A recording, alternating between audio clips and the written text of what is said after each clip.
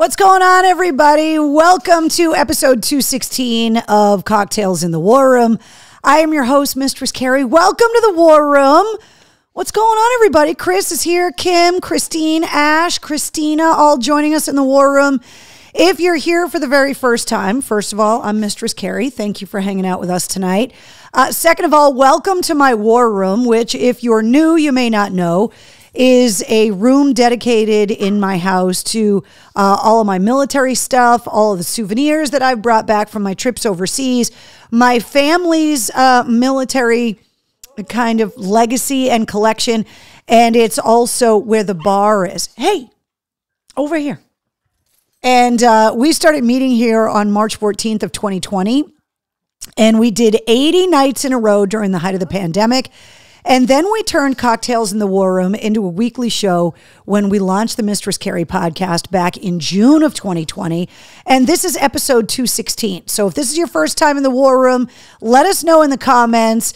First of all, let us know it's your first time. And also let us know where you're watching from. Jonathan is here. Keith, Jessica, Denise, Lisa. What's up, Mohawk Dave? Jen is joining us. Chris is here. Kevin. And in case you are new, or maybe you're not new, and you're just wondering what all of the noise is, allow me to introduce you to my extremely spoiled and noisy co-host.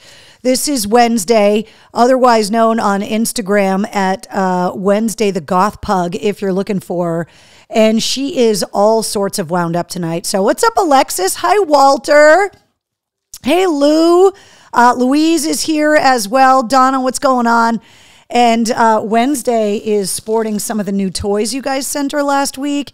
And she has been incredibly wound up today. Matter of fact, just a little while ago, I was working on some stuff for the podcast downstairs, and she was hanging out with me in MCHQ. And then when I came running upstairs and started setting up the show, she immediately knew what today was and immediately knew exactly where I was running to. And she also knows that I have treats in my pocket. Yeah. So if you're new to the War Room, Wednesday joins us. Hey, back up. She joins us every week until I run out of cookies.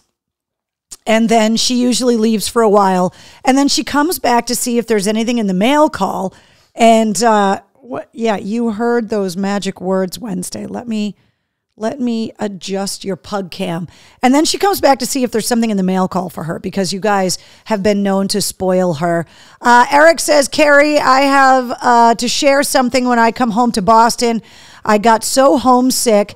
I can't sell my house in Chicago for a year and a half, but I think I will make a lot of money with the house. I still have plenty of time to make up my mind. Well, Eric, we miss you. And you got to come back. Although I will say that I absolutely love Chicago. And I think if you've never been there, if you love Boston and the area, I think you'd really love Chicago. There's great restaurants, great architecture. It's a huge sports town.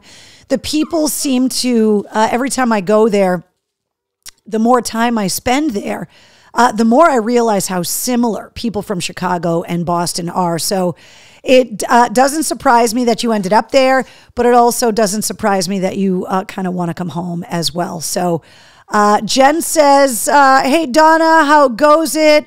Walter says, hey, what's up, Mistress Carrie, Wednesday and family? I am going full Cheeto, says Mohawk Dave. No, it's Cheez-It, Dave. It's not Cheeto. Very specific to a specific story and an incident that I had while flying, that it's full Cheez-It. Not Cheeto. Of course, listening in the shower right now, says Keith. Thanks for being naked and wet and probably soapy. Wash all the dirty parts twice for us, Keith. Just asking for a friend. Christine said Chicago is so fun and it's beautiful. I 100% agree. The drinking pug game. I have my funnel. There is an inside joke with everyone here in the War Room that whenever I reference the DOG, that you guys have to drink, which usually means within 5 minutes of the War Room, you guys are all hammered and your drinks are empty. What's up, Carol? I'm drinking coffee, said Jessica. Fantastic. Let's see. You're welcome, Carrie, says Keith. What's up, fam? Hello, Will. Thanks for hanging out with us. Okay, this is the last one, Wednesday. High five. Good girl. All right, that's it. I'm showing you my empty hands. There's no more. There's no more. See? There's no more. All gone. You're just going to have to hang out with your crinkly toys tonight. Let's see. Shannon says, what's up, Carrie? Wednesday and the War Room fam. Someone drink for me. I'm on pain meds. Mark, I will handle that for you. Cheers. For anybody new to the War Room, you can always tell what I'm having for a cocktail based on the glass. Copper mugs, me and Moscow Mule. So cheers to you guys.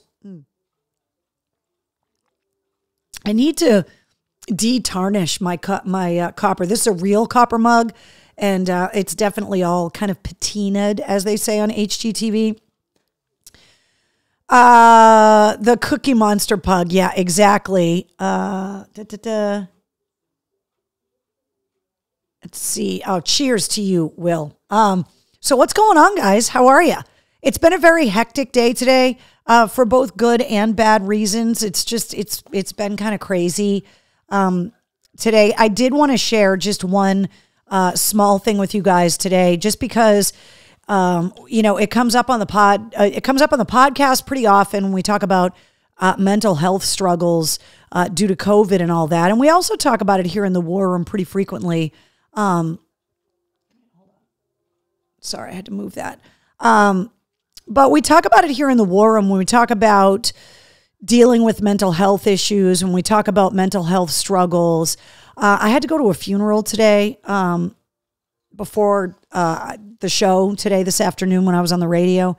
My college roommate, someone that I met when we got put into a double dorm room together when I started my freshman year of college. She was from New Jersey, completely different background, different taste in music, different culture, just different everything. And that's one of the great things about kind of dorm life when you move to college is that you're kind of forced sorry, there's a pug hair on my microphone. Or is that a people hair? Can't quite tell. You're kind of forced to meet. If you come from a small town and you're not used to meeting new people from diverse backgrounds, when you move into a dorm in college, it's kind of forced on you to meet people from all over. And my roommate, Jen, was completely different than I was. We lived together freshman year and got along so well, even though we were so different that we opted to live together again sophomore year. And Jen had a boyfriend from high school that had gone to college in another part of the state and was a couple years older than her. And he spent a lot of time with us at the dorm after he graduated from college, moved to Boston, and spent a lot of time with him. And they were one of those couples that were high school sweethearts, stayed together all through college, and then ended up getting married, having a beautiful family. And like a lot of marriages do, theirs ended. And over the years, like people have with, difficult marriages and difficult divorces, it can be tough. They opted to stay in the Boston area, had a family here. We've remained friends. She came to my wedding. We hung out a few times during COVID outside, just kind of hanging around, have always kept in touch. And even though we don't get to see each other all the time, we always remain friends. She calls me Rumi. And her ex-husband passed away. He died by suicide, and the services were today. And it was this incredibly painful. It was unlike any other funeral service that I had ever been to because it was such a shock. The kids are obviously devastated. The family split by divorce. It was a lot to navigate. And obviously there's a lot of, sad feelings, a lot of hurt feelings, a lot of sadness. And going to those services today, I didn't know how to process it, right? That when someone passes away, and we talked about this when my dad passed last year, you have these mixed feelings towards someone where there was no reconciliation, that, you have to let go the relationship that you had with the person while they were alive, and kind of mourn the loss of the person that you once knew, and mourn the loss of the person that could have been, because you lost the ability to kind of reconcile. And we talked a lot about this after my dad passed away, that you're not only mourning the person that you used to know, but you're mourning the person in the relationship that could have been, which is something that I really had to work through after my dad passed, because we were estranged for a really long time. And it was kind of like that today at the funeral, where you were seeing sides of a family that obviously were split by divorce, as a lot of marriages, it happens, that the in-laws and all of the, the extended family, there's just a lot going on. But then you obviously see the loss of the kids and the pain that causes, because at the end of the day, it's a parent. And that's not easy to lose. That person is not easy to lose. I don't care how old you are. You could be 85 years old, and if you were lucky enough to have a parent still alive, it's going to be a traumatic experience when your parent passes, even if they're like 104 years old. And it was something that, as everyone kind of sat there during the services today, listening to the eulogy, listening to just the full service, people were just devastated for so many different reasons. And it's something that has just become so commonplace, and the issues with suicide. And, if you've listened to my show over the years, obviously for years, decades, talking about the epidemic in the veteran community with suicides. But I think society at large has kind of had to grapple with suicide because of COVID, because even though it's something that's always happened, there was a horrible suicide epidemic in Leominster back in the 80s. But especially through COVID and all of the mental health struggles, a hurt economy, family issues, monetary issues, just a lot of different things. And today the services hit me hard. And unfortunately, I think we've all been to just too many funerals in our lives at all.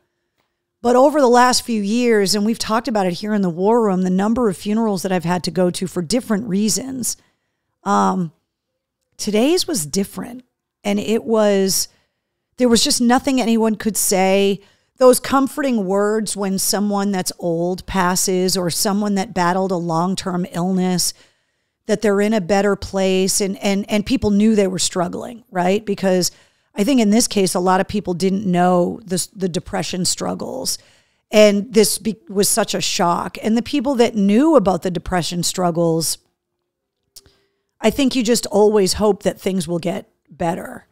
And I think when someone's battling cancer, or someone, is on a transplant list, or there's some kind of obvious physical ailment, that you're able to ask about that, right? Like you see someone out at the grocery store, or you see them at a holiday gathering, and you're like, hey, how are you feeling?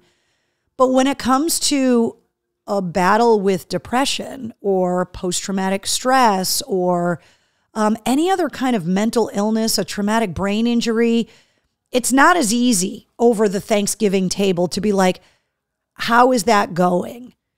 And this is one of those instances where at the end of the services, it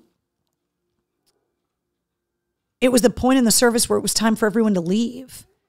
And no one was. And there was just no comforting words to say to anyone. And it just was a really difficult and hard thing. And I called a friend of mine, because when you have a strained relationship with anyone, family, friend, acquaintance, ex of any kind, and that person passes, the level of emotion that you're processing, there's a different like level of grief that you have to kind of process, because you also have to kind of come to terms with the fact that like you were angry at that person and your relationship wasn't good. And I know how much I struggled with this when my dad passed last year, because there was still a lot of anger, a lot of unresolved issue. And the idea that that's never going to get settled, you know, if my mom were healthier, I think she would have been struggling with that, with the word that my dad had passed, if my mom were healthy. I guess it's one of the only saving graces to my mom's illness is that she didn't have to kind of process the loss of my dad, even though they had split years ago. But watching everyone in the services today kind of grapple with that, depending on their relationship with this person, right? So there's the blood relatives, then there's the children, but then there's the former family, right? That when a marriage dissolves, and then there's the social community of the married couple and the people that either kept in touch with both or were forced to choose a side or were somehow involved. It was just so tragic today. And, you know, I called a friend of mine when I left because I didn't know how to kind of read everything that had happened. And I was like, you know, is there a word for that? You know, the processing of loss and grief when you love someone and you had a healthy, positive relationship with that person. The loss is easily defined. Not easy to go through, but easily defined. And the loss of someone that you had a strained relationship with, I just feel like there's a different emotional set of circumstances that are required to deal with that. And I don't know if this is, I wanted to talk to you guys about it tonight. Not that I wanted to bring you guys down, but because, you know, this is one of those places that we've kind of developed to talk about this stuff. And I know that I'm not the only person that has either witnessed this or been through it myself, where, you know, you're processing the future, the reconciliation that's not coming, but also having to kind of take all of those unresolved issues and just kind of toss them because they're just not worth carrying anymore. That resentment and anger, because there's just not going to be an opportunity to fix any of it. And above all, watching kids process that kind of loss, knowing that there's all of those milestones as they get older that they're going to miss out on. It's just so unfair and so tragic. And so I wanted to talk to you guys about it tonight because I think that it's really important for all of us to kind of keep this stuff top of mind. The news, I think we keep thinking that there's going to be some kind of goal line that we're going to reach if we just get to the next election. You know, if we get through the winter, right? Like it's like we're always making these goals for ourselves. Like, oh, I can't wait till winter's over. It's going to be so much nicer when we can be outside in the warm weather. Or I can't wait till this election cycle's over so I can put the TV on and not be angry. And I think I've started to come to the realization that, like, whatever kind of false sense of security, whatever calm, whatever world we lived in that was nice, I feel like that's not coming back. And I don't know why this all kind of hit me today, but that I feel like we just keep kicking that can, right? Like things are going to get better. Things are going to get better. And at least for me, what's happening on the news, what's happening in Washington, what's happening with all of that is just, it's getting worse and spreading, right? That we're seeing, a coup and a revolution trying to start the way that it started here a couple years ago now in Brazil. And it's just, I don't know, it made me just, I saw people today at that funeral that I haven't seen since college. Some of my roommate's family that had come up from New Jersey that I haven't seen since my roommate got married, which was, like decades ago. And it just, I don't know, it today was just so much. It felt like all of these different obvious realizations, right? Like, I'm not saying anything that is like this new, like, epiphany that, but it just kind of really hit me today, as it kind of does every time I have to go to a funeral, but today just was different. Jen says, it's been really tough. We all just have to be kind. This is the living in the moment, and the platform you created helps us all, says Walter. And I get that. When you guys send in cards, to mail call, when I get private messages from you guys, it's one of the things that you guys talk about, that you're grateful for this kind of community that we've all created here. And when you guys say that, like, today's one of the days where I'm like, okay, I get it. The fact that you've had days like I had today and have come in here and either talked it out, commiserated with your friends and the War Room family here and felt better that this place gave you guys something to look forward to. Whatever it is, today's one of those days where I'm like, okay, needed this today. Because it's like I couldn't even find the words to describe the emotional conflict and the helplessness, right? That I think anytime, you go to services, anytime you're just surrounded by that level of grief, and there's literally nothing you can do. And when you go in a receiving line of a wake or a funeral service, and you're like hugging the people and saying, I'm so sorry, please let me know if there's anything I can do. I think anyone that's been in those receiving lines when they've lost a loved one, you hear people say those things, but in your mind, you're like, there's nothing you can do, but thank you for the sentiment, because what else can you say in those moments? And I think depending on the region of the country you live in, I think depending on your religion, depending on your cultural upbringing, there's certain grieving processes, right? That there's the religious grieving, there's the mercy meal, the meal afterwards. Like, there's all of the different things, the graveyard, the service, the graveside service, I mean. And today the family opted to just stay private. And so as people were leaving the church, there was just like this, everyone kind of looking at each other, not knowing where to go or what to do. And it was just this incredibly sad, helpless feeling. And I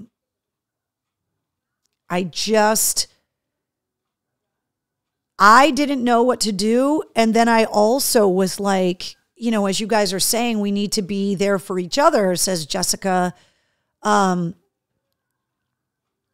It just really forced me to kind of look at the situation and be like, I don't know how to start making the world kinder. And I also am starting to wonder, and maybe it's just because I've been just melancholy all day, like, is it even possible?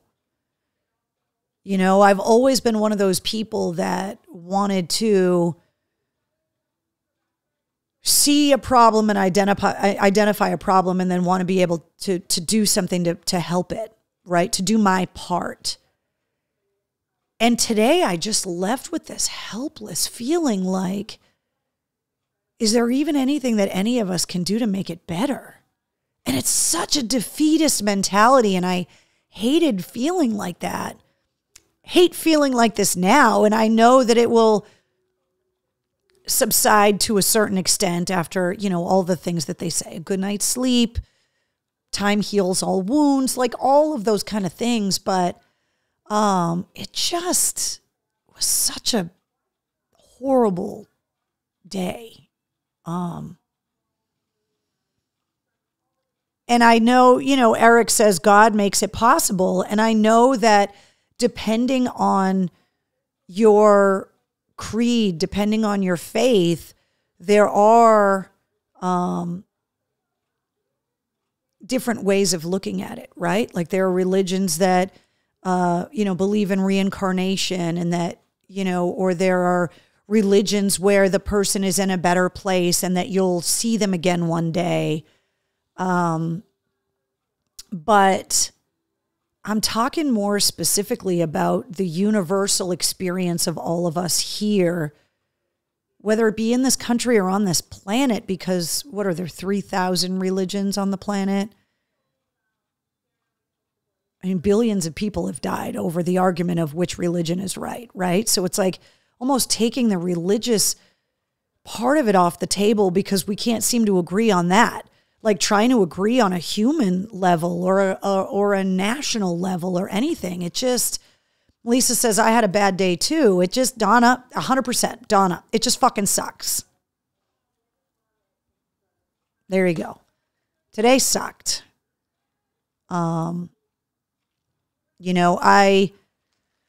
It makes me so happy that there are people like Jessica says, with God, all things are possible. And it makes me so happy that there are so many people that have had such positive experience with whatever their faith is, whether it be upbringing, whether it be something they discover later in life. It's not something that I ever had positive experiences with. And it's not something that's really been a part of my life. I've kind of always tried to deal with what was at hand, right? That I've said it before, I don't need the threat of hell or the promise of heaven to try to just be a good person. I just feel like control what you can control while you're here and be the best person that you can be and help as many people as you can help. And, I think it was Ricky Gervais, he was on with Colbert, and Colbert is a devout Catholic, and Ricky Gervais is an admitted atheist. And so they were having this theological conversation, and Stephen Colbert was kind of asking him, well, I don't understand how you can believe in nothing, or that you can, something like that. And they're really good friends. So they had this kind of lighthearted theological conversation. And Ricky Gervais said, well, there are 3,000 organized religions on the planet. You don't believe in 2,999 of them. And I just don't believe in one more.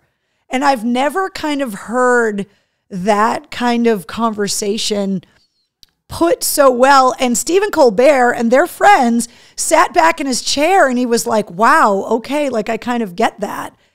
And for me, it makes me happy when people find kind of solace in whatever their spiritual background is, whatever religion they're actively a part of, obviously, as long as it doesn't hurt anyone else. But I think today was just, I don't know, maybe it was because it was someone I've known for so long. Maybe it was someone that I've spent so much time talking about. Maybe it was the kids. Maybe it was just seeing the really complex family dynamic. I don't know what it was. It just, it went above and beyond the religious kind of overtones of the day. I think everyone in that room just had this look like they just were helpless in the situation. And it was just really sad.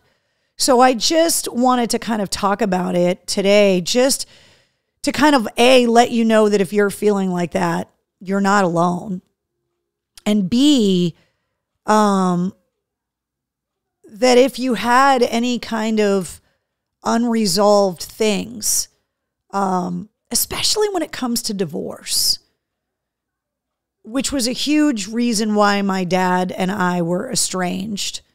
And also just kind of a reminder, you know, it, as someone that's been divorced myself, and obviously now having, you know, this whole bonus family that I got when I got married again, the sensitivity of complex family dynamics and what that does to the kids that are the innocent bystanders in all of this, just trying to do everything you can to mitigate that, I think, is something we all need to be better at.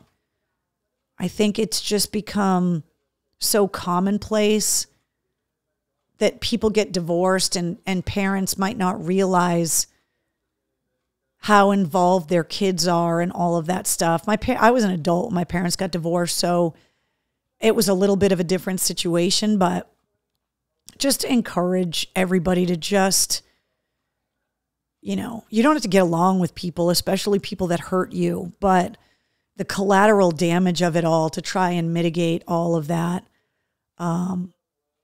Michael says, I just don't believe in one more. Right? I thought that was a really kind of eloquent, articulate way of like having that kind of discussion, because I think people that are super faith-based in their own personal beliefs, and they look at people that don't believe what they believe and don't understand that, but calling attention to the fact that there's like over 2,900 other religions that you very easily don't believe in yourself, kind of made the playing field a little level. I just thought it was a brilliant statement that Ricky Gervais made. And I don't even know, this was years ago. You can Google or look up on YouTube the whole interview, but I thought it was kind of an interesting thing, like calling attention to people and how quickly they can write off someone else's beliefs in place of their own. And not really calling attention to the fact that like how quickly they write off someone else's, but yet they get so offended when someone kind of writes off theirs, even with all the due respect. There's a quote I can stand behind. Michael says, all you need is love. Yeah. A good transition to some of the stuff that I wanted to talk to you guys about, bringing it back towards the music. Have you guys seen the documentary that Mary McCartney did on Abbey Road Studios on Disney Plus? You guys know what a huge Beatles fan I am. Mary McCartney did a documentary on Abbey Road Studios and the history of the studio before the Beatles. The Beatles kind of made it famous to the masses, but the studio existed for decades before the Beatles ever recorded there. And the studio still exists today. And yes, it's right next to the crosswalk, which is where the Beatles took the photo and named the album after. And so there's this fantastic documentary that Mary McCartney made about the studio. And I really, really loved it. And in kind of researching the documentary and whatever, discovered a webcam. It's an Earth cam that 24 hours a day, 7 days a week, there's a camera on Abbey Road Studios that's focused down on the crosswalk. And earlier today, I was on the computer, had come back from the services, and it had like tried to just get back to work and just kind of alter my mindset, try to be productive, and was just working on a bunch of work stuff. And I watched the webcam, the Earth cam of the crosswalk on Abbey Road, and was just laughing, watching these total strangers that probably weren't even aware that they're on this Earth cam that's mounted on Abbey Road Studios, and just watching all of these people out of pure love and joy of music, like dodge oncoming traffic in England, trying to get that prized photo crossing Abbey Road. And it just kind of made me laugh because at one point back in 2013, I went there and did that myself. And then I went down this whole Beatles rabbit hole of just trying to I feel like they're one of those bands that like has a song for every occasion, a song for every mood and mindset. And so that was one of the ways that I was able to kind of shake off everything that was happening today, was like drowning it in music, I guess. And so that was kind of how I spent the rest of my day. And then obviously just trying to get ready to come in here in the war room. And I also noticed that when I came back from the services and just kind of sat down and, made myself some lunch, that Wednesday kind of came over and like sat in my lap and like wouldn't leave my lap for a while. Just kind of showing that we don't deserve dogs, because she knew I was having a hard day. And of course, she is sleeping really cute, but not on the pug cam side of the couch. What's up, Travis? That Wednesday was just completely in tune with my sadness and was like, I will just sit here with you, mommy, and like help you shake it off. So, I think everybody kind of has those go-to things. Somebody commented earlier, get on the Harley. It's a little tough to do in January. And since my motorcycle accident, it's not the cathartic experience that it used to be. It's more stressful for me riding even still. But I turned to two of my go-tos processing sadness and grief today, which was music in general, but the Beatles specifically, and Wednesday. And it kind of worked. And then coming here to talk to you guys. So in kind of a long-winded way, I wanted to talk about that stuff with you guys and to let you know that, all of the cards and all of the comments that you guys talk about how important this place has become to you. Today is one of those days where I'm feeling it now and wanted to thank you guys for being here for me, because the last few years, you guys have been here for me on more than one rough day, and you're doing it again today. And so I appreciate it, and I appreciate you. So 2023 is definitely not starting off fantastic. I will tell you that much. Lots to talk about in the show tonight. I want to remind you about a couple of things that are good things, reminders. One of the things I'm looking really forward to this year is the return of the big gig. It was like a family reunion last year, the first annual big gig. The second big gig is happening April 29th at the DCU Center. Breaking Benjamin, Falling in Reverse, The Pretty Reckless, Beartooth, and Dorothy are all going to be there. Tickets are on sale now. You can get all the details on the concert calendar at mistresscarrie.com. So excited about that. Also wanted to share a cocktail recipe for you guys. Tonight, I wanted to, I watched the TMZ Sammy Hagar special that's on Fox. Have you guys watched this yet? Sammy Hagar celebrating his 75th birthday, which is kind of crazy because there's nobody that's living a better life than Sammy Hagar right now. And in it, he talks about starting Cabo Wabo Tequila. And he was one of the first celebrities to kind of get into the celebrity kind of spirits market. And he tells the story about how Campari came in and tried to buy Cabo Wabo Tequila, and how Sammy Hagar didn't even offer it up for sale because he was making so much money on it. He was like, no, I don't want to sell it. And they were like, no, seriously, give us a number. What would you sell it for? And Sammy Hagar like flippantly was like, I don't know, like if you gave me $100 million or something, maybe I would sell it. And they were like, okay, we'll give you $100 million. Sammy tells the story on this new show that's on Fox. And I thought it was really funny because that is legitimately what he sold Cabo Wabo Tequila for, was $100 million. And this was like 10 years ago that he sold it. So after watching that, I was inspired to have a drink recipe this week that had something to do with tequila, which you guys know also sprouts my devil horns as well. This one's called the Mexican Hat. And if you've got any leftover unused champagne from the new year, it also incorporates some champagne and tequila. So it's an ounce of tequila, an ounce of creme de cassis, and an ounce of champagne. It says fill a highball glass 3/4 full with crushed ice, which we have talked about many times on this show. It's the goat of all ice. Pour the tequila, the creme de cassis, and then lastly, the champagne. So you're putting it in kind of layers and the champagne goes on top. And then it says to stir carefully and serve. Obviously, it doesn't list any kind of garnish, but to me, if it's got tequila in it, I think lime is always warranted, or lemon, some kind of citrus garnish is always warranted. And I think with champagne, you're always opened up to the idea of some kind of a maraschino cherry, which, by the way, I was going to take a picture of this and talk to you guys about it at the supermarket the other day, and I didn't, and I meant to. I was stocking up on a lot of my mixers for the War Room Bar that got depleted over the holidays.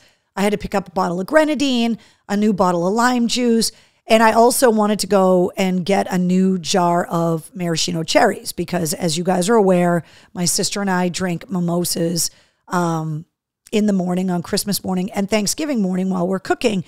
I had never seen bright green maraschino cherries before. I was going to buy them, and then I didn't buy them because they didn't have any red ones, but they had green ones. Have you guys ever seen green maraschino cherries before? And do they taste different than the red ones? Michael says, creme de cassis is black currant, and it's very tasty. Thank you, because a lot of people were asking what the hell that was. Strawberries, Donna, absolutely. I think anytime you're going to have champagne in anything, and I think with black currant, I think any kind of like dark, rich berry is always good. I think blackberries would be great. You could probably put some raspberries in there too.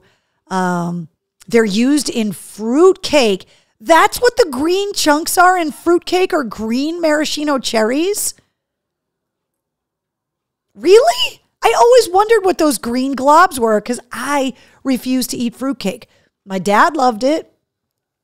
As we got older, my sister started making them from scratch, and it's the only fruitcake that she'll eat is if she makes it because the ones you buy in the store taste like shit. I had never seen the green ones. Brianna says, happy to see you here, by the way, Brianna. She says, I can't do it. I won't cheat on the red. It makes no sense. I was wondering if the green ones tasted the same as the red, and that how weird. You ever like eat something like, perfect example, you think you're eating a chocolate chip cookie and you bite into it and it's oatmeal raisin. It's not bad. It's just unexpected. Kind of like that. Like, I wondered if they were minty or something because of that green mint color that they were. Blueberries, 100%, Jessica. Absolutely. I have a jar of maraschino cherries that have been soaking in 151 for 7 years. I mean, obviously they're not going to go bad because there's so much booze in there that like nothing is going to live at this point. But why aren't you eating them, Keith? Why aren't you using them? Why aren't you garnishing one of the many cocktails we talk about here in the War Room with those? What's up, Andy? Thanks for joining us. So anyway, I thought it was weird. I'm going to buy the green ones now that you guys tell me that they don't taste any different. Maybe we'll do a side-by-side comparison next week in the War Room. I'm going to have to go back to the store, and hopefully they're still going to have the green cherries. But if they taste the same, mixing them in drinks would look really cool. Like putting green and red ones in the drinks that my sister and I have now. Like, that would look kind of cool on Christmas to have green and red maraschino cherries in our mimosas on Christmas morning. Didn't even know they were a thing. Who knew? You're not eating them because you're afraid they'll combust, right? He says. They are potent, says Keith. They've been soaking in 151 for 7 years. Of course they're potent, but why'd you put them in there if you weren't going to eat them? Jen says, there is a person at my camp that soaks peaches in vodka and then put those in a Bellini. Oh, that would be so good. Yeah, that would be delicious. All right, so there's your cocktail recipe for this week. Want to recap last week's podcast episode because I don't want to keep you guys too late tonight with everything that we've been talking about on the show. So last week, episode 135 of the Mistress Carrie podcast came out, and it was something a little different. Every once in a while, we have an author on the show.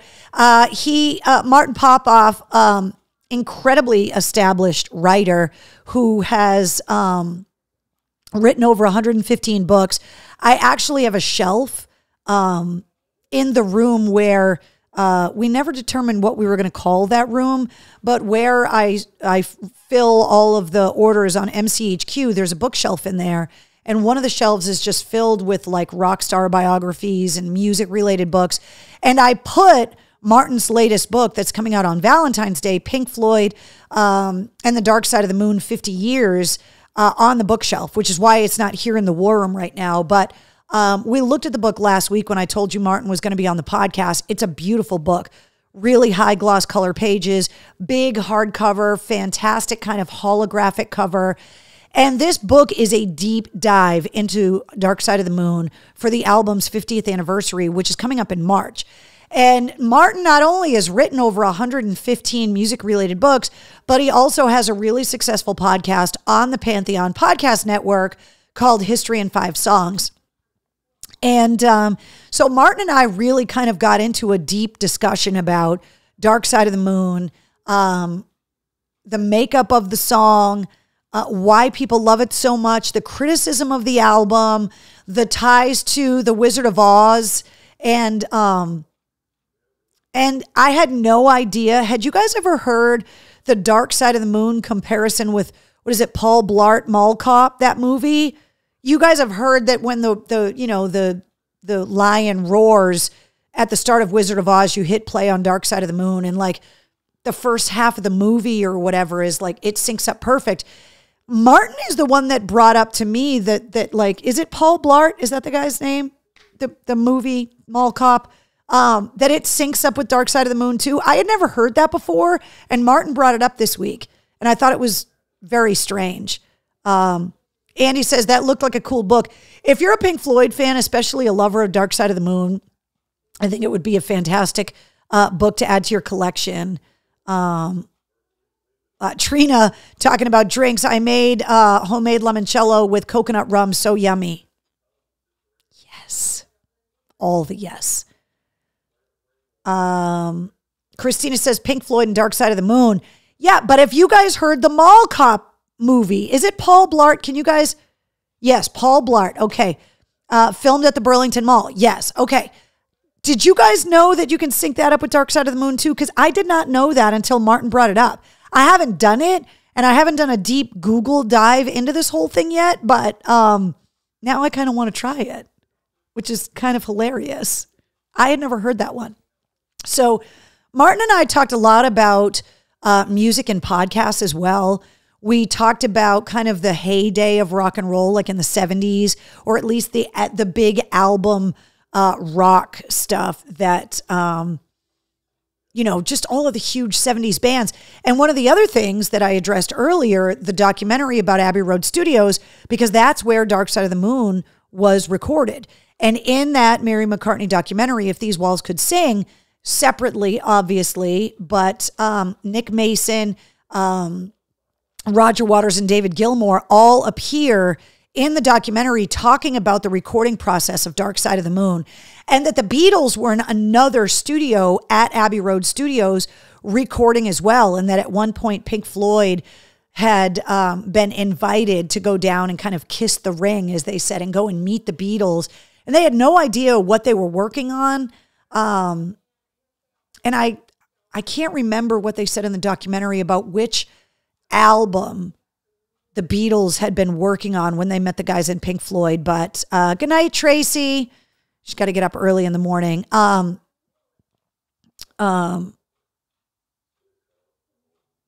if you haven't watched the documentary, there's a whole Pink Floyd part of the documentary because of Dark Side of the Moon. They also talk about how John Williams, the composer, kind of helped to bring Abbey Road Studios back in the 80s when he started recording the Star Wars film scores there, and records all of his film scores. So all of the amazing John Williams film scores, Jurassic Park, they're all done at Abbey Road Studios now, which helped to keep the studio alive. And if you go back and listen to, I think it's the second time Tyler Connolly from Theory of a Dead Man was on the podcast, he talked about recording at Abbey Road Studios as well. So we got into a whole discussion about newer rock versus older rock, about whether or not music fans, when they're listening to podcasts or listening on the radio, want to hear full songs anymore. I thought it was kind of a really interesting yet admittedly nerdy music conversation that Martin and I got into. So if you haven't checked out episode 135 of the Mistress Carrie podcast yet, it's available everywhere you listen to your podcast. But episode 135 is podcast host Martin Popoff. You could check out his podcast, History in 5 Songs, as well. And his book, Pink Floyd and the Dark Side of the Moon, 50 Years, is available for pre-order right now and comes out officially on Valentine's Day. Which brings me to this week's episode, which again is a little something different. Episode 136 of the Mistress Carrie podcast. I am super excited for you guys to hear this episode because, here's a typo. The Struts logo up on the screen, not supposed to be there. I don't know why it keeps popping up there. Cheers to you guys. If you're new to the War Room, if there's a typo on the screen, you have to do a social drink. So social. So episode 136 comes out at midnight tonight, and it features a guy that I have known for an incredibly long time. He's a professional drum tech, and his name is John McGarry. But anybody that's ever met him or knows him, his name's McGee. That's what everybody calls him that I know. I actually had to ask him what his real name was, because even though we've met and known each other since 1999, I don't know anyone that calls him John. Like, I don't think I've ever even heard anyone call him John.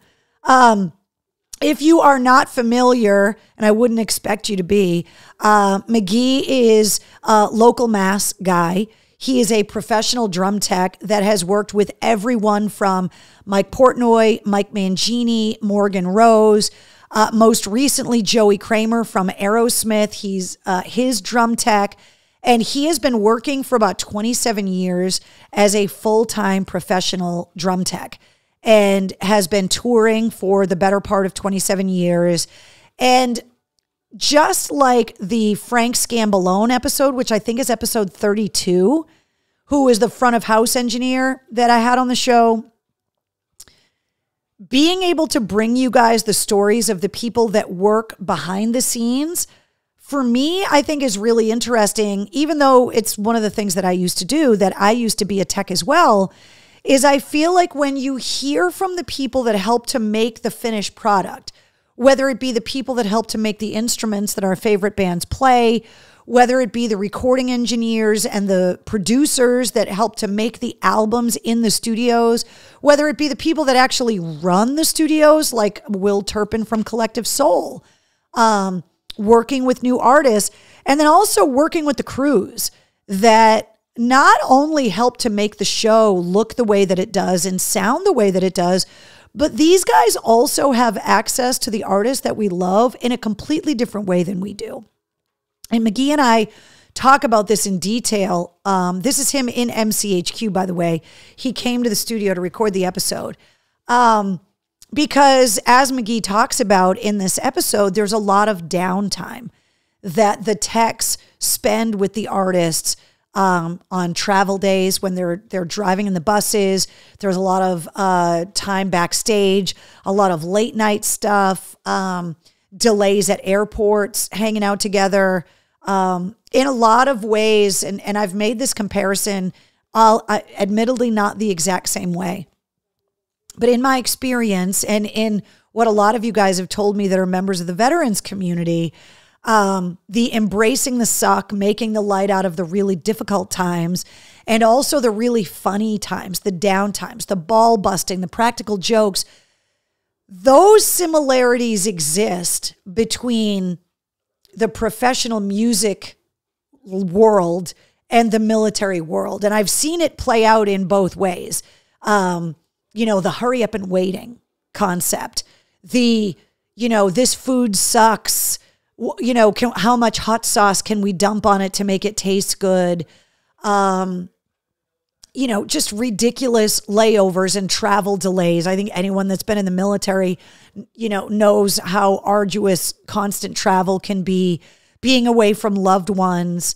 I think anytime an athlete or anyone kind of compares what they do to the military, they get raked over the coals. And so I want to clarify once again, especially if someone's new to the war room, I'm not making a comparison on the importance of the job.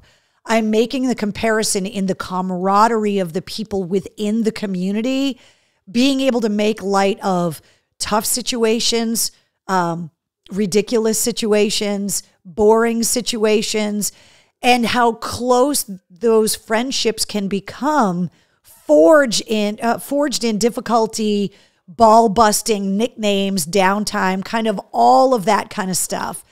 And Michael Cole put in the comments, the best Abbey Road studio earth cam. So there are the live cameras he put up there. So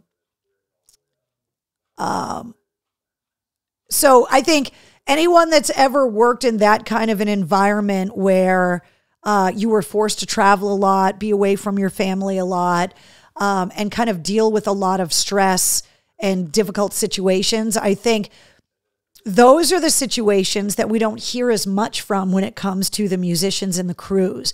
And McGee is one of many crew guys that, and women, obviously, that have kind of been exposed to a lot of those things, the nicknames. He tells a lot of really funny stories in this episode, stories from everyone from Sammy Hagar and David Lee Roth to Morgan Rose from Sevendust, Joey Kramer. He was Steven Tyler's personal assistant for about 6 months. He's got some really funny stories about Steven Tyler. His first 2 jobs as a drum tech were teching for Mike Mangini when he was Steve Vai's drummer and Mike Portnoy when he was still in Dream Theater. Talk about forged in fire, being thrown to the wolves. We joked about, because he's also worked for Ringo Starr, speaking of Abbey Road and the Beatles, and the difference between somebody like a drum kit for Ringo and a drum kit for like a Mike Mangini. They're just on 2 completely opposite ends of the spectrum when it comes to what's involved with just putting the kit together from day to day. But he also really goes into a deep dive of, like Frank Scamalone did, of the load-in process and what a drum tech's job is, not only in setting up everything for the drummer, but most importantly, when it comes to stress, is being there for the drummer during the show. Because I think we've all been to a show where at some point the guitar player has had to swap guitars because of a broken string, that there was some kind of technical issue with the microphone for the lead singer, that the drummer broke a snare drum head, just all of those kinds of things. And McGee talks about a lot of this kind of stuff in this episode. Embrace the suck, Andy says. Exactly. Michael says, you learn to sleep anywhere on flight delays, on the tarmac, the LZ, in a sea bag with a pillow. It's that kind of stuff that I'm talking about. I'm not talking about the getting shot at part, obviously. I'm talking about the downtime stuff, the mundane parts of the career. A lot of those things are very similar. Brianna says, taking my guys on a USO tour was amazing. The road dog life is a military type of brotherhood. They adapted so well. So yeah, it's just that kind of stuff. Being someone that has spent a little bit of time overseas with the military, and then also having been a touring tech for some years before I was a DJ, I saw those kind of ball busting similarities when it came to, having to eat meals that you hate, making phone calls home and having the person on the other end of the phone be upset that you're not home, or the things you're missing out on because you can't be there. And, just the rigors of just constant travel, of needing to wash your underwear and, the person next to you constantly farting and like all of those kind of things. McGee's got stories in spades. And I think, I think you guys are really going to enjoy this episode. Michelle says, can I ask you guys before you go to bed tonight to say prayers for Clarence? He is not doing good and he is in the hospital with pneumonia. We're trying to get things set up for him to be able to come home. He needs oxygen. He needs antibiotics. And hospice, she said. But if they come in, we are going to be told that he can't have the oxygen and the foods or any of the meds. So if you guys can send a little love to Michelle, I've been corresponding with her via email. And just anytime you have a loved one that is struggling health-wise, you can feel incredibly alone and isolated. So if you guys can send Michelle some love. Brianna says they also have the exact same amount of crazy daredevils with zero self-preservation interests. Veterans and rock band guys are too alike. Yeah, in that respect, 100%. And then you can dare anybody to do anything for $100. It's those kinds of things that I'm talking about. So I'm super excited for you guys to get to know my friend McGee. I had to ask him in the interview if he remembered when we met, because I tried to go back. McGee is somebody that I feel like I've just always known in my professional life anyway. And because I know so many crew people because of my life before I was on the radio, when I was a tech as well, I couldn't remember if I met McGee as a tech or met him after I was on the air. He actually remembered the exact day and who he was on tour with when we met, and he'll tell that story.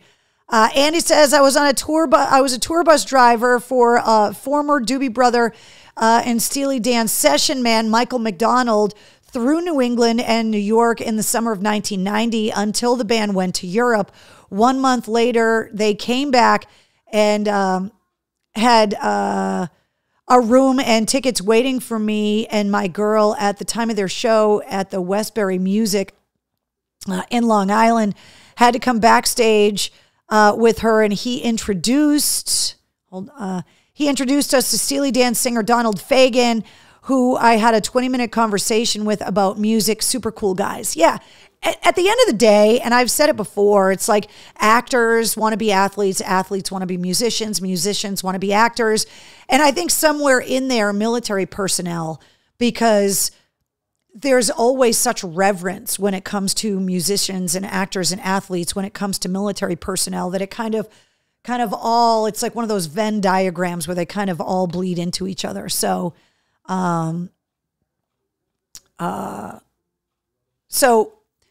I really hope you guys love episode 136. This one's a little bit more on the longer side than some of the episodes we've had recently, but I think you guys are going to really love getting to know McGee. And I am very curious. You hear us talk about it in the episode.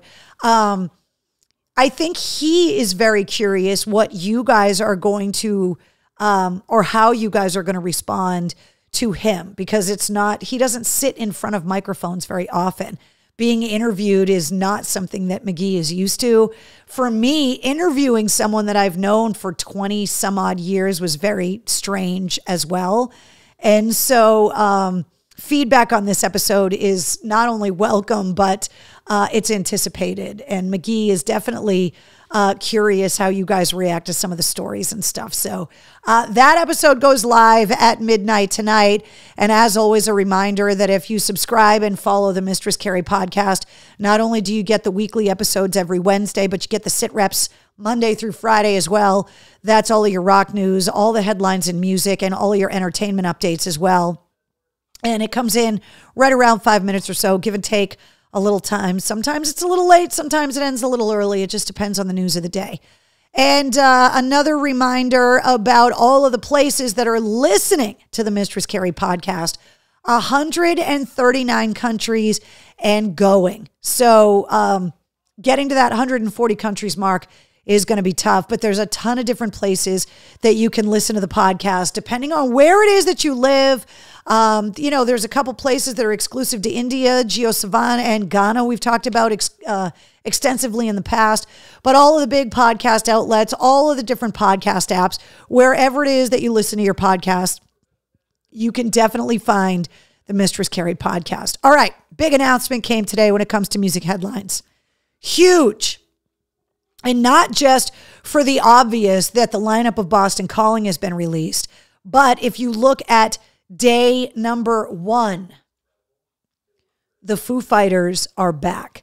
Now, we talked about it last week that the Foo Fighters announced on New Year's Eve that they are planning to continue as a band, albeit a different band without Taylor Hawkins, but a band nonetheless. And they also said that we'll be seeing you soon and that Taylor will be with us on stage every night. And then today, the announcement came that as of right now, the Foo Fighters have 3 festival appearances coming up in 2023. And Boston Calling, night number 1, is their first appearance since the passing of Taylor Hawkins, and obviously the Taylor Hawkins tribute shows.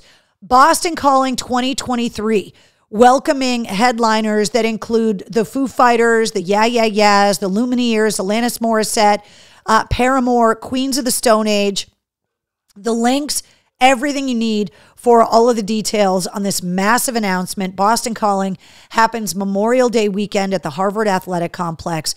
And this festival started out as kind of a festival just, that people in Boston were like, oh, that's kind of cool. It's turning into one of those big national festivals that people are traveling to take part in. And so the lineup welcoming the Foo Fighters as the first night headliner. I myself, I'm just so happy that the Foo Fighters are back. I don't know how you process the level of grief for a second time with a second band, the way that Dave Grohl, unfortunately, has had to process grief. And he even said it in the statement of the Foo Fighters that they released on New Year's, that the Foo Fighters were forged in grief after the passing of Kurt Cobain. And so now for the band to be moving forward, I don't know who's going to be playing drums for the Foo Fighters. I'm sure they've got somebody. I'm sure, Dave Grohl could just make a call and any drummer would pretty much drop anything. But then again, those are massive shoes to fill as well, to take over the drumming responsibilities for the Foo Fighters. But a massive announcement today coming that Boston Calling returns and that the Foo Fighters are going to be part of the lineup is huge. These shows are coming up fast in February at Roadrunner, both shows.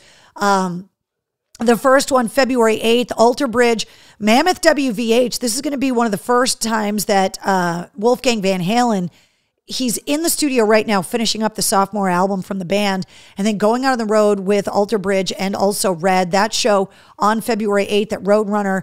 And then the aforementioned Theory of a Dead Man, who's got a new record coming out this year as well, co-headlining with Skillet on the Rock Resurrection Tour with Saint Asonia. That show is happening February 25th at Roadrunner, and the details on both of those shows on the concert calendar at mistresscarrie.com. Another show coming up the day Martin Popoff's Pink Floyd book comes out. Bush and Candlebox are going to be at the MGM Music Hall at Fenway. A reminder that Godsmack has their new album coming out February 24th. Did you see all the music headlines recently that Shannon Larkin, the drummer of Godsmack, did an interview recently and kind of let it slip that Sully had dated Lady Gaga? And all of a sudden it hit all these news agencies and everybody was tweeting about it and talking about it on Facebook. And I was like, Sully told us that story on this podcast a year and a half ago? What episode was Sully? Episode 38, I think. I think if Frank Scambolone was 32, I think Sully was 38. Sully told us the story about dating Lady Gaga. We talked about it here in the War Room. Obviously, all these news agencies have not been listening to the Mistress Carrie podcast because they would have heard this story from Sully himself. He told the whole story about where they met, how they met at an Elton John concert, about the time that they spent together, which doesn't surprise me. Very similar Italian background. So, yes, I did break it first, Donna. 100%. Keith says, yeah, the drive to Florida one. Exactly. When Sully was driving to Florida, we talked for 2.5 hours in the height of COVID. And Eric says, why would anybody date Lady Gaga? I don't know, Eric. Amazing voice, smoking bod, millions of dollars, unbelievably creative and artistic. There are plenty of reasons why people would want to date Lady Gaga. I'm not into chicks.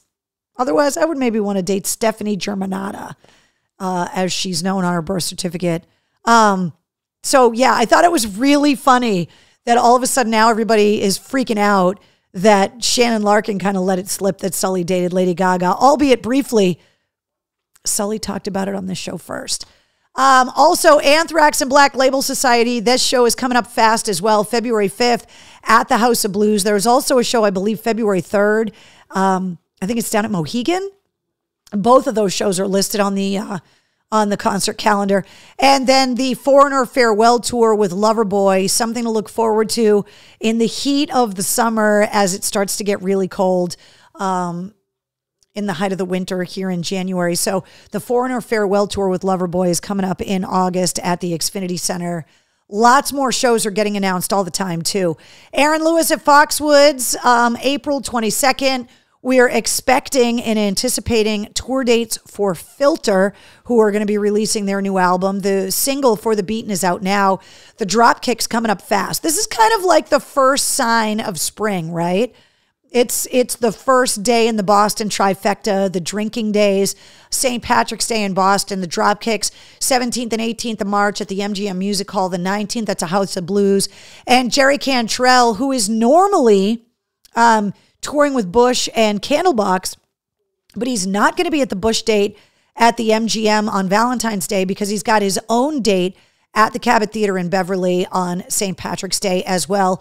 The Blink-182 show is coming up on May 21st at the Garden, and good luck finding those tickets. That tour just went nuts as soon as they announced it. The Black Keys at the Winter Classic, if you haven't watched the footage yet, I left it in there just so that you guys could go back and check it out. And rumor has it we could expect a new album from those guys at some point this year as well.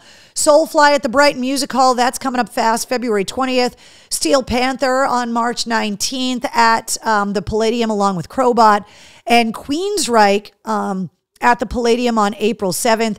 And also lead singer Todd La Torre from Queensryche also said that he has begun working on ideas for his second solo album as well. All right, mail call today.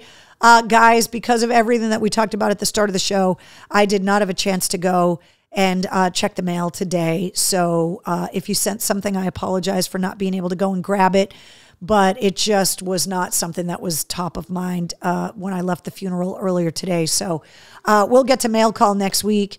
Sorry, Wednesday.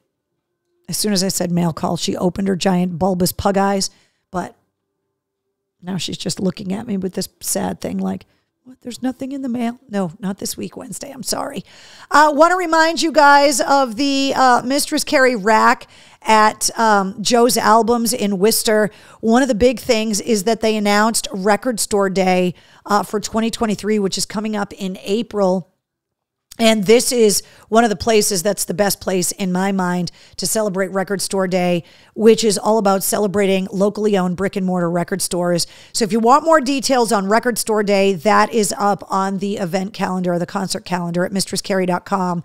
And not only does Joe's Albums have the Mistress Carrie rack with a bunch of new music in it, but they also carry Mistress Carrie merch there as well.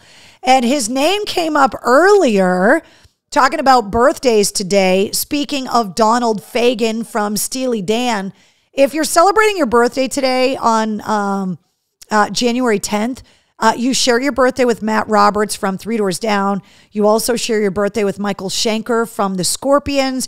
You share your birthday with today 70-year-old Pat Benatar, who was just recently inducted into the Rock and Roll Hall of Fame. Donald Fagen, we talked about. Also, Rod Stewart and Jim Croce, born on January 10th as well. Jessica says those pug eyes are adorable. Thank you. Let's see. Come down and rifle through her rack, says Shannon. Penny asking about mom. We actually got notified that they had a couple COVID cases pop up where my mom is. So that just kind of added to, just another level of, stress. We've talked about it before. Mom is vaxxed and boosted. Just because the idea of just her getting a severe case of COVID with severe dementia and Alzheimer's, it just she just would not be able to handle any of that at all. But the plan is I'm going to be seeing my mom in the next couple days, but getting notified that the facility has some positive COVID cases in it, having to take extra precautions to be able to go and see mom. So, but mom's doing okay. I mean, it's like what we were talking about before. It's just this situation that there's just no escape from, and there's no kind of good way to feel about it. So, oh my God, I haven't gotten to the unbirthday yet, Keith. Hold on. So not only is today all of their birthdays, today is also happy unbirthday to Keith. And it is also the 7th, believe it or not, the 7th anniversary of the passing of David Bowie, which is just crazy that it's been 7 years. So if you're celebrating your birthday today, cheers, happy unbirthday to Keith. And I also wanted to toast the late, great David Bowie. I can't believe it seems like yesterday that we were breaking the news on the radio that David Bowie had passed away. And a lot of people didn't really know exactly how ill he was, because just a few days before his passing, he released his last album, Black Star, which we all then found out was his swan song, that he purposefully recorded that album while he was dying of cancer and released it shortly before his own death, which just kind of shows the artist that he was, that he wanted to be able to make kind of one more artistic statement. I know, Andy, wow, 7 years already? I know, it didn't. I watched this crazy interview that he did back in 1999, and someone had asked David Bowie about his thoughts on this new thing called the internet. And one of the things that David Bowie said, which was incredibly profound, is that he said it's going to be an incredibly powerful thing, albeit good and incredibly powerful negatively. And he said that it's not even possible to measure the good and the bad that is going to come out of the internet. And I saw that today as I was just kind of going on this deep dive of internet searches and, looking into David Bowie stuff. And I was like, wow, you know what? Like, there were a lot of people that weren't really sure what the internet was going to mean.